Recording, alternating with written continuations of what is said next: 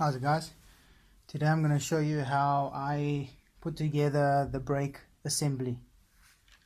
First thing I do is I put my spacer in, then I line up my brakes. The way I do the brakes is I make sure the fins shows forward, and the same with this fin.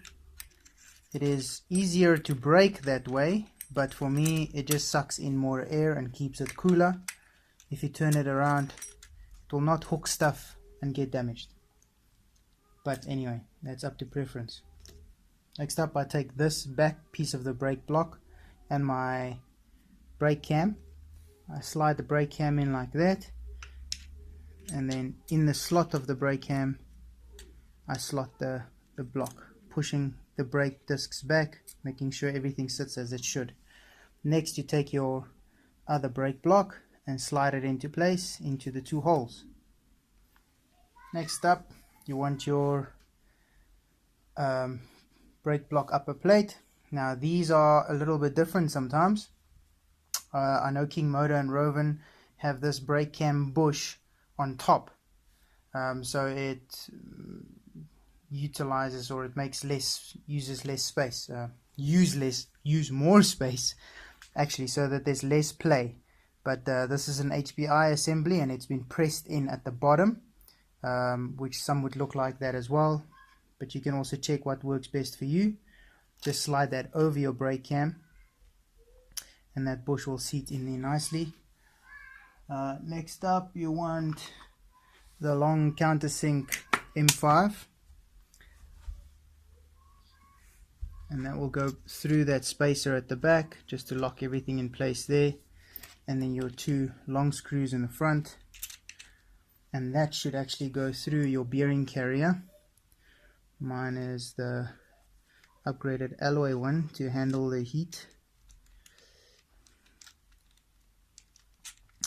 I should have slot that in first actually, but it doesn't matter.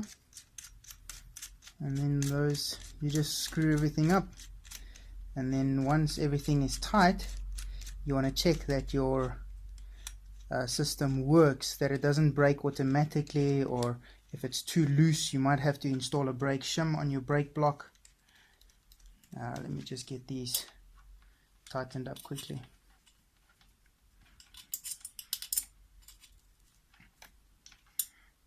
That one there, that one there, and that one there. Once everything is tight, just feel that everything still turns nicely, nice and smooth. And then you can also slide in the brake shaft there. That will be a 2mm for the grub screw. And then you can also move this thing forward and backwards depending on where it sits over your clutch carrier. Okay, that's nice and tight there. Just carefully don't strip that. So mine will need a shim soon, but everything works fine. My brakes still work fine. That's it, guys. There's a little bit of play there. Sometimes people put a washer in there, or you can turn that brake cam bush upside down so it eliminates that little bit of play. But that's how it's done.